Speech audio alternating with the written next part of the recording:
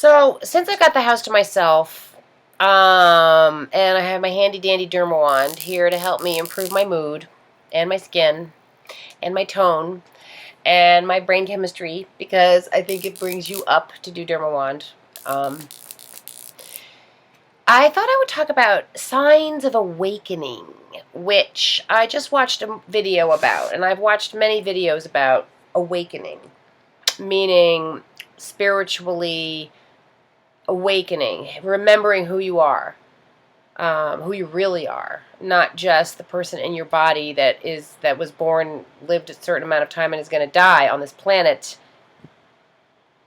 but who you really are, which is the energy that continues on no matter what, no matter whether you're in a body or not. I'm trying to see if this Dermawand will help take care of scars. I've got two scars. I've got this. I don't know if you can really see it on this video. The video is very forgiving. You can see that I have an 11. And then there's a scar here because one time I bashed into a rusty cement block post thing that was holding up a building down in the basement at the store that I worked at in Belfast. And I was distracted by this love affair. Love affairs have always distracted me and set me back. Truthfully, I've spent way too much time being upset or obsessed with some love affair that has not done me any good. So, as I ramble about Dermawand and Ascension, or signs of ascension, or signs of awakening, and the ones that I just saw, I saw this video talking about signs of awakening, talking about looking younger. Well, yeah, you look younger when you buy a Dermawand, so that doesn't count. But I have to say, they'll talk about new energy. I went through some. You do sleep a lot when you're ascending as well, because you're changing your chemistry and sorry, and it can be tiring to change your DNA. So, what happened to me was when I turned 48, the winter after I turned 48, and I moved down into the house that I'm living in now in Rockport, Maine. I suddenly felt like doing a cartwheel in the middle of a winter day, a gray, not very exciting winter day. Suddenly, I felt like doing a cartwheel on the grass outside. So it was outside. And I used to do cartwheels as a kid, but I have not done them in a long time as an adult, and it hurts my hips to do a cartwheel, and not to mention you have to have strong wrists because you're up on your hands, and I don't normally do cartwheels because it hurts. I have rheumatoid arthritis, and I've had it for 25 years, and I've done really well in the last few years, but from age 25 to age 47, I've had a lot of pain, and energetic medicine, the discovery of that and the training in that has helped me rejuvenate my body and my everything. Oops, running on the battery power. So I did this cartwheel in the wintertime, and I was like, oh my god, I feel like doing a cartwheel. What the heck is that about?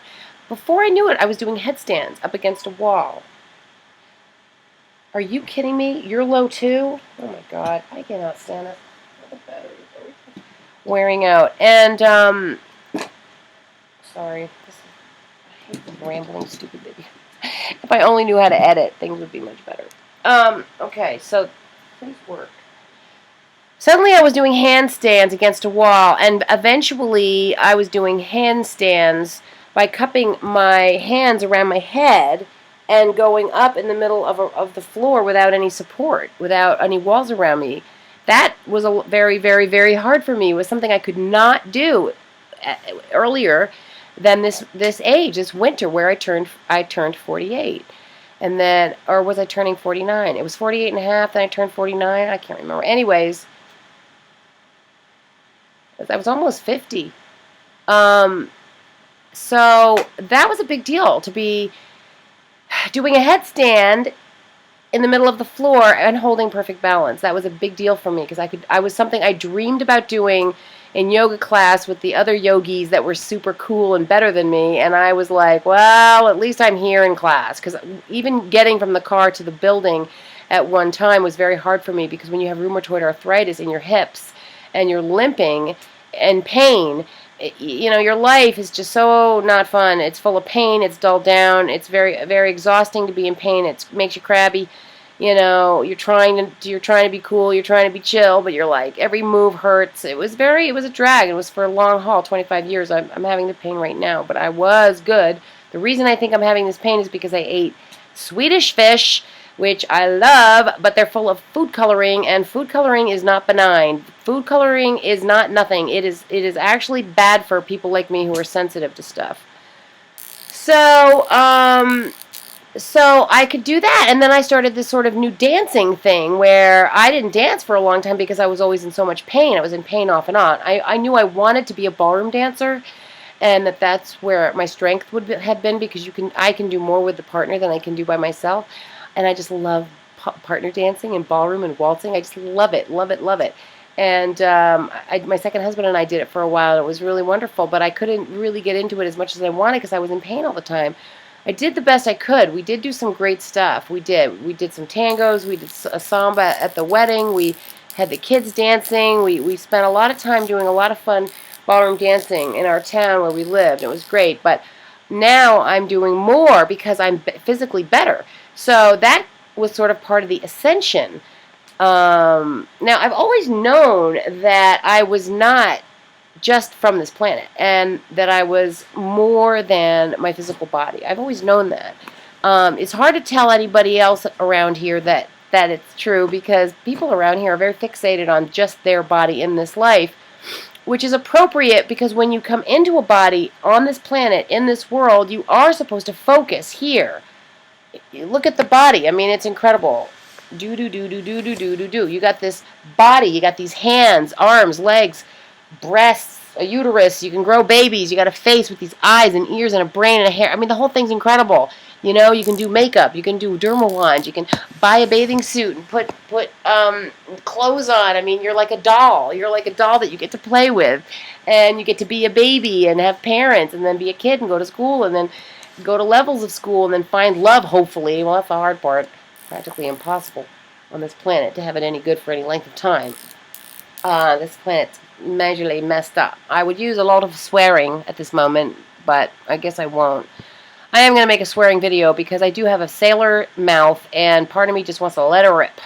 And I will let it rip in a different video. But anyways, so I've always known that. But I was alone in my search because my family certainly didn't care about that stuff. My dad secretly did, but he didn't want anybody to know about it. He talked to me about it, but he didn't tell anybody else. We remembered past lives together that we had. We both remembered the same past lives. That was kind of interesting and cool.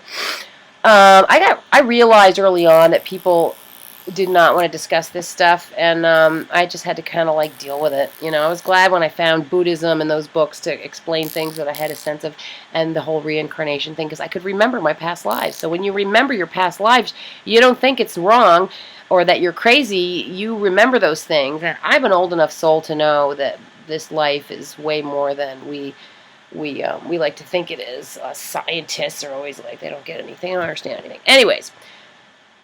So, they were talking about the Ascension. They were talking about one of the things they mentioned was that you start these new exercises that become meaningful for you, which is totally true, because I started doing this whole thing with this motion, things that rotate your upper body, your upper arms, a lot of core, like kickboxing kind of stuff. I got very into the sacred geometry, where I realized that the circle is the meaning of life, because you've got the opposites of every single point on a circle all at the same time creating one thing. So here you have all these oppositional points as part of the one, and the circle is proof that everything in opposition is also equal to one thing. So the circle, it's about the circle. This is a circle. So the sacred geometry, the heart, the infinity sign, the heart, and I got into sacred geometry, and that was part of ascending, realizing about the numbers, just really, really gaining insight on a regular basis of the universe, having that experience where I went through a portal and flew across the clouds and then went up into space or wherever and visited a city that you could fly up and down and visit different layers of shops or stores or restaurants or whatever you want to call it. I've had some incredible experiences since that first time, that ascending moment where I felt like doing a cartwheel outside in winter. That is just not something I would normally do ever in 50 years. Okay, it was 49 years, but anyways. And, you know, the new dance skill, just feeling the music and being able to move to it. I mean, I had it in me, but I've been able to really express it more lately. And when I don't have pain, there are many weeks where I've had no pain, and that is amazing for me, that I have a smooth, nice, healthy feeling muscles. That's a miracle, because I've had 25 years of pain, a lot of pain. Some of it feels like knives are being stabbed into my back, and that is not even a joke, and not even a brief moment of stabbing and then it's gone. It's like constant. So that has really sucked. Anyways, I really should put some lipstick on. I hate that I don't. I'm too... whatever. Not doing it. So, babble, babble, babble. The Ascension. Yeah, there's all these different ways of acknowledging, you know, your ascension. One night, as 2012, you know, that due date, December 12th or whatever it was, 2012, it was almost like somebody whispered into my ear to think positively, because everything was going to speed up and everything was going to start happening fast and reacting to your thoughts quickly. And so it was like, don't think negatively, think positively every single second. And I heard it, and it whispered into my ear the same way I was told to get off of wheat products, and that helped me with my rheumatoid, because I am allergic to wheat, or the pesticides that they spray on the wheat, which is probably what most of us are allergic to in reality, pesticides. So I took that seriously, because I know when to listen to those voices that come in, and I said negative, positive, positive, positive, positive all the time. Whereas, unfortunately, my sister got caught into negative thinking and got locked into this trap of negative thinking, hyper-negative thinking, and brought her so far down. She's pretty far down. She's got a long way to build. She's got to build herself back up. She could do it fast if she tried, but she's been locked into negative thinking. So you got to think positive right now. It's really important.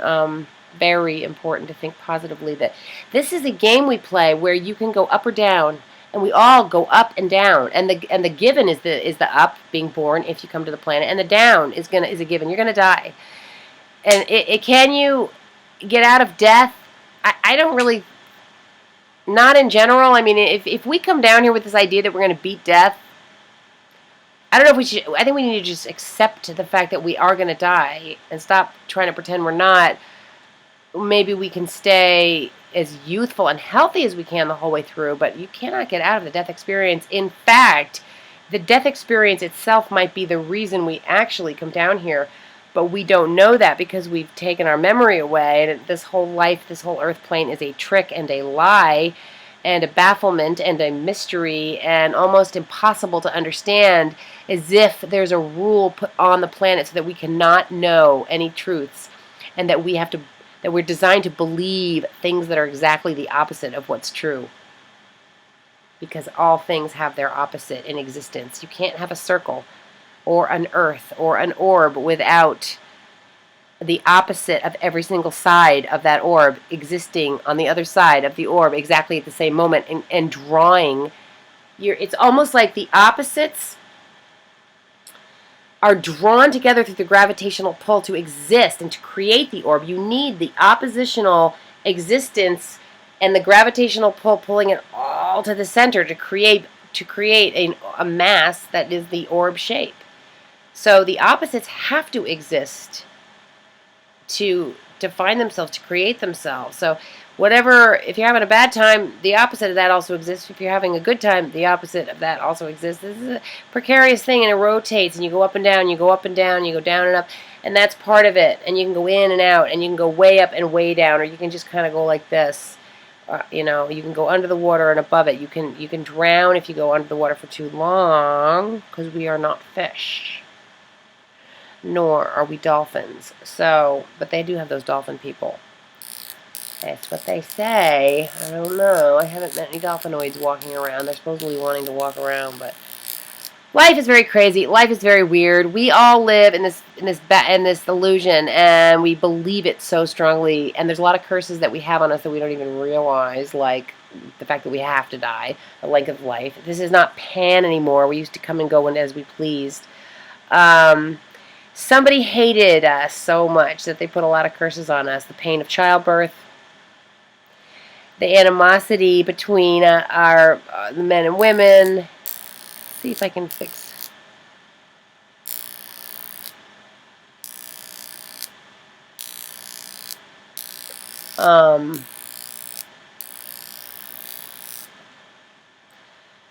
Oh God, all kinds of stuff. So anyway, this is long enough. I'm babble. We'll call this the ramble, the daily babble ramble, the bamble. I'm gonna call it the bamble. 16 minutes. Okay, so that's that. Or should I keep talking? No.